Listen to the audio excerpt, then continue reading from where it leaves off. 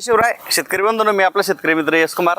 आज आपण सोयगाव देवी या ठिकाणी अण्णा राजाळे यांच्या शेतामध्ये आलो आहोत। आज 2 नोव्हेंबर शेतकरी बंधूंनो, साधारणतः झाले 27 ऑक्टोबरपासून आपल्याकडे पाऊस चालू आहे आणि यांचं नियमित प्रमाण की 15-1 दिवस झाले की आपल्याला औषधी सोडायची ह्या हिशोबाने आज हे माझ्याकडे आले होते आणि त्यांचं इच्छा होती की औषध सोडायची।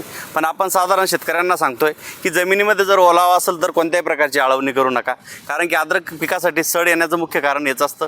खूप काही शेतकऱ्यांना वाटतं की आपल्या शेतामध्ये स्पॉट दिसायला लागले आणि आपण सरळ दुकानावर जातो आणि औषधी घेऊन येऊन सोडून देतो।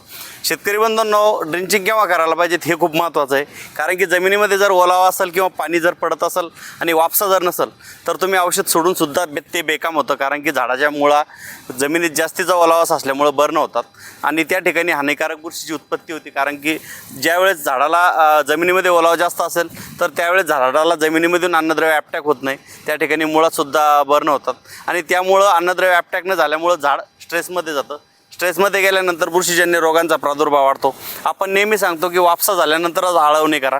त्यांना आज हेच सांगितलं की तुम्ही औषध सोडू नका, कारण की सध्या रात्रीच पाऊस पडला होता आणि सतत पावसामुळं त्या ठिकाणी आपण परत ठिबकनं औषध दिल्यानंतर परत झाडाच्या खोडापाशी ओलावा वाढल्यामुळं साधारणतः 15-20 दिवस झाडाच्या खोडापाशी ओलावा जर असेल तर त्या ठिकाणी तुम्हाला सड या रोगाला पीक नक्कीच बळी पडतं आणि आद्रकीला तर 100% आपल्याला ओलावाच असल्यामुळंच आद्रकीमध्ये सड येते। यांचं खूप चांगलं व्यवस्थित नियोजन आहे। या ठिकाणी तुम्ही हाईट बघू शकता, स्टंपसुद्धा बघा, या ठिकाणी प्रचंड अशा मोठ्या प्रमाणात या ठिकाणी तुम्हाला फुटव्यांची संख्या पण आहे आणि स्टंपची जाडीसुद्धा तुम्ही बघू शकता। पानाची लांबी आणि रुंदीसुद्धा तुम्ही या ठिकाणी बघा शेतकरी बंधूंनो, खूप चांगल्या प्रकारे इकडं पानाची साईज दावा त्यांना, खूप काही प्रकारे या ठिकाणी पानामध्ये सुद्धा ग्रीनरी वगैरे व्यवस्थित आहे। तर त्यासाठी शेतकरी बंधूंनो, आपल्याला पाण्याचं नियोजन आणि ड्रिंचिंग करताना खूप काही काळजी घेणं महत्त्वाचं आहे। जमिनीत वापसा झाल्यानंतर जाळवणी करायला पाहिजेत। यांना आपण सुरुवातीला पॅसिलोमॅसिन ट्रायकोडर्मा सोडोमोनस दिल्यामुळे तुम्हाला या शेतामध्ये एकही स्पॉट नाही आहे आणि जैविक जीवाणू आणि बुरशींचा जो आपण वापर केल्यामुळं आणि खतामध्ये सुद्धा आपण यांना जे आपलं सम्राट असेल, महाराजा असेल, पोटॅश 50 असेल यांची जर आपण यांना ड्रिंचिंग दिली त्यामुळे या प्लॉटमध्ये पूर्णतः 100% ग्रीनरी वगैरे चांगली आहे आणि खूप काही नियोजन या शेतकऱ्यांचं आपण नेहमी सांगत राहतो।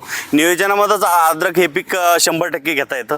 या ठिकाणी तुम्ही ओलावा नसताना आपण नेहमी सांगितल्याप्रमाणे साधारणतः आता सध्याच्या घडीला जमिनीमध्ये ओलावा नाही आणि अजूनही 4-5 दिवस कोणत्याही प्रकारची आळवणी करू नका। फक्त तुम्हाला यावर्षी पाऊस जास्त असल्यामुळं, नेहमी पाऊस पडल्यामुळं जमिनीतील जे आपण सॉईल ॲप्लिकेशन खतं दिले ते लीच आउट होतात, म्हणून आपल्याला वरतून सॉईल ॲप्लिकेशन खताचा डोस द्या, कारण की आता ऑक्टोबर हिट निघून गेला आणि आता आपल्याला आद्रकीला जास्तीचे फुटवे असल्यामुळं आणि आद्रकीच्या कंदांची भूक जास्त असल्यामुळं आपल्याला सॉईल ॲप्लिकेशन खताचा डोस देणं गरजेचं आहे।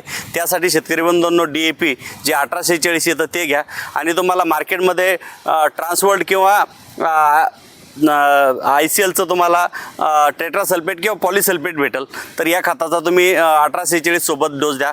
त्यामध्ये टेट्रासल्फेटमध्ये तुम्हाला पोटॅशियम, मॅग्नेशियम, सल्फर आणि कॅल्शियम हे ऑक्साईड स्वरूपातला आहे, त्याचा एकरी 25 किलोचा डोस आणि DAPच्या 2 बॅगा घ्या। अशा एकंदरीत तुम्हाला 125 किलोचा खताचा डोस एकरी या प्रमाणात द्या, कारण की जास्तीच्या पावसामुळे जमिनीतले खतं लीच आउट झाले आणि आता आद्रकीच्या कंदाची सुद्धा भूक वाढलेली आहे, त्यासाठी या खताचा डोस द्या। सांगितल्याप्रमाणे 5 दिवसानंतर साधारणतः वाफ होणार नाही, तोपर्यंत कोणत्याही प्रकारची आळवणी करू नका। थँक्यू।